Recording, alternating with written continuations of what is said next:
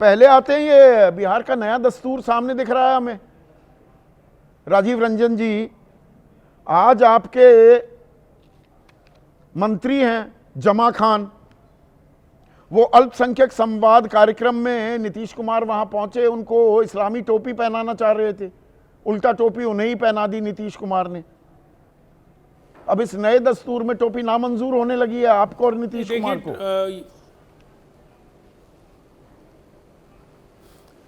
देखिए, टोपी और टीका, जब उन्होंने सीता जी की के मंदिर के निर्माण की के समय जब उन्होंने टीका नहीं लगाया था, तब भी सवाल खड़े हुए थे। आज टोपी पर भी सवाल खड़े हुए। देखिए, जनता की सेवा अगर आपको करनी है तो आप बतौर मुख्यमंत्री, आपका राजधर्म क्या है? राजधर्म है प्रतीकों की बजाय जनता के सभी वर्गों, सभी समूहों, सभी धर्मों, सभी जातियों का न्याय के साथ विकास सुनिश्चित करना। और बखूबी नीतीश कुमार जी ने इस दायित्व का निर्वहन किया। आंकड़े कई आते हैं। जब हम विरासत में मिला जो खाली खजाना था और जो बदहाल तस्वीर बिहार की थी, वहाँ से जब हम अपनी यात्रा की शुरुआत करते हैं और आज यहाँ पहुँचे हैं, ये आसान सफ़र नहीं था, लेकिन नीतीश कुमार जी ने एक मुश्किल चुनौती को अवसर में बदला और निसंदेह वो तमाम नहीं, वो काम किया है। मैं अभी उस पर आ ही नहीं रहा हूं। मैं पहले एक विचारधारा, आपकी विचारधारा, आप बहुत पक्के धर्मनिरपेक्षवाद की पैरवी करने वाली पार्टी हैं, वो आपकी तासीर है, आपका डीएनए है। 2011 में जब गुजरात के मुख्यमंत्री थे नरेंद्र मोदी जी, वो एक कार्यक्रम, मतलब व्रत कर रहे थे, सद्भावना व्रत रख रहे थे। एक मौलाना ने उन्हें टोपी पहनाने की कोशिश की थी, टोपी नहीं पहनी थी।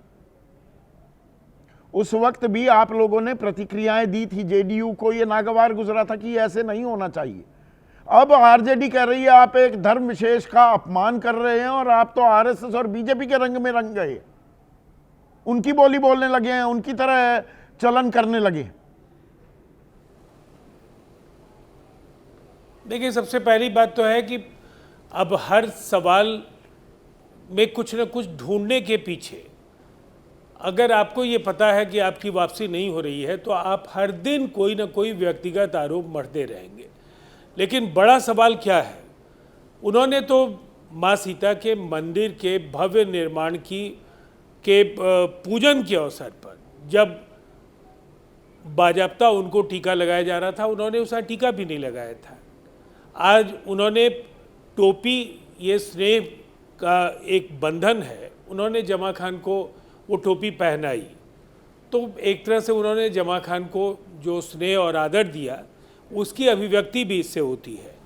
लेकिन मैंने क्या कहा, देखिए, मुसलमानों की चिंता, हिंदुओं की चिंता, सिखों की चिंता, जैन, बौद्ध, जो भी बिहार में या ईसाई समुदाय के लोग हैं, अगर आप उनसे बातें करेंगे तो सब ये मानते हैं कि नीतीश कुमार जी ने बगैर किसी भेदभाव के, बगैर किसी दुराग्रह या आग्रह के सबका विकास सुनिश्चित किया है। चाहे वो आप अगर देखें, सिखों के गुरु नानक की स्मृति में जो बड़े कार्यक्रम हुए, गुरु गोविंद सिंह की स्मृति में बड़े कार्यक्रम हुए, जैन धर्मावलंबियों के कार्यक्रमों में भी उसी तरह से तैयारियों में हम लोग लगते हैं। बौद्ध धर्मावलंबियों के लिए कालचक्र का आयोजन होता है। ये मुस्लिम वोट बैंक की लड़ाई शुरू कर दी है क्या? इसीलिए राजनीतिक आरोप लगा रही है आरजेडी, क्योंकि नीतीश कुमार, देखिए, आप लोग वक्फ कानून को लेकर भी वो बीजेपी के साथ जाते हुए दिखाई दिए। सर की जो ये प्रक्रिया चल रही है, ये पुनरीक्षण चल रहा है, इसमें घुसपैठिए, ये बीजेपी लगातार आरोप लगा रही है, आप उस पर खुलकर कुछ बोल नहीं पा रहे हैं। 65,64,000 जो ये मत काटे गए या अब नाम उनके सार्वजनिक किए जा रहे हैं सुप्रीम कोर्ट की फटकार के बाद, ये सब कुछ सामान्य प्रक्रिया हो रही है क्या? इनसे कुछ सवाल उठने लगे हैं जो आपको असहज करते हैं, राजीव जी? देखिए, हर सवाल पर सनसनी पैदा करना विपक्ष की आदत में शुमार हो गया। मैं कुछ बातें कहूँगा। जी। अब चूंकि पैनल में कई बार मैंने CSDS के संजय कुमार जी के साथ बहस की है, ये एक दुर्भाग्यपूर्ण पक्ष है कि मुझे उस वाकये का भी जिक्र करना होगा, लेकिन जिस महाराष्ट्र चुनाव को लेकर जिस तरह से मतों के हेराफेरी को लेकर बहुत तरह के आरोप लगे, उन्होंने ट्वीट भी अपना डिलीट किया, माफी भी मांगी। अब महाराष्ट्र पुलिस ने प्राथमिकी भी दर्ज कर दी है। दूसरी तरफ सुबोध कुमार, जिसको नवादा की रैली में वोट अधिकार यात्रा के दौरान राहुल गांधी ने अपनी गाड़ी पर बुला करके कहा कि इनका वोट भी कट गया, और सुबोध कुमार ने बार बार ये कहा कि उनका वोट कट गया, जबकि हकीकत क्या है, फैक्ट चेक जब ECI ने किया तो मालूम हुआ कि ये वह उस मतदान केंद्र का मतदाता था ही नहीं, ये BLA था, और BLA के हैसियत से जो उसे वहाँ डिलीशन को लेकर के जब नाम काटे जाने की जो सूची उसको उपलब्ध कराई जा रही थी, उसने कोई आपत्ति नहीं, ये 13 आंकड़ा मेरे आंकड़े की लड़ाई हो रही है ना करके घूम रहे राजीव जी। 13 आंकड़ा मेरा आंकड़ा, और माफी मांगो, जो भी हलफनामा आप दो, कह रहे हैं, देखिए घुसपैठ, ये वोट चोरी के आरोप अनुराग ठाकुर ने भी लगाए, उनसे तो हलफनामे की बात नहीं कर रहे हैं ज्ञानेश कुमार। देखिए, मैं जो बातें कहना चाहता हूं मैं अपने तरीके से ही कहूंगा, और मैं ये मानता हूं SIR बिल्कुल सही दिशा में हुआ।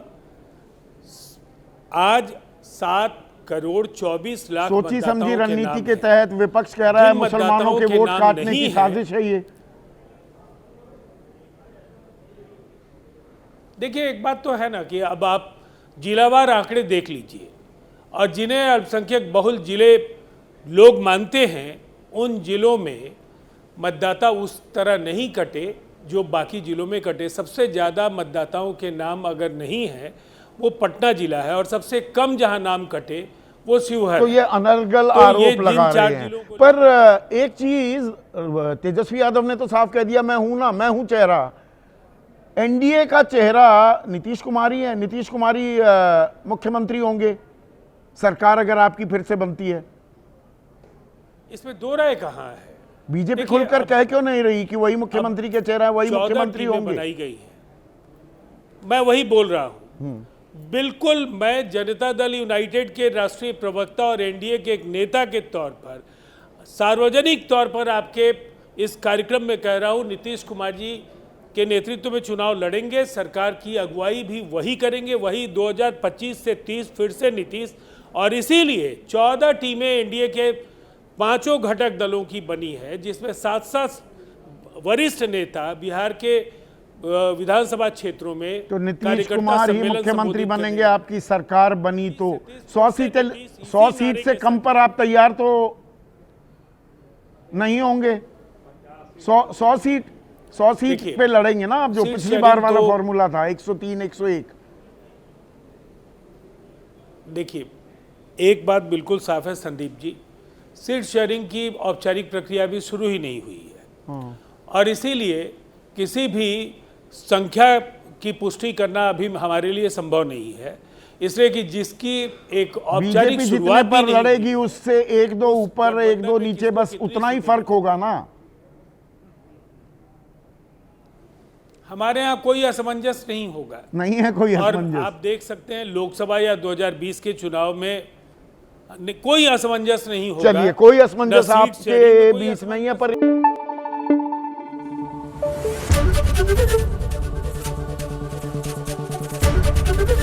ABP न्यूज आपको रखे आगे।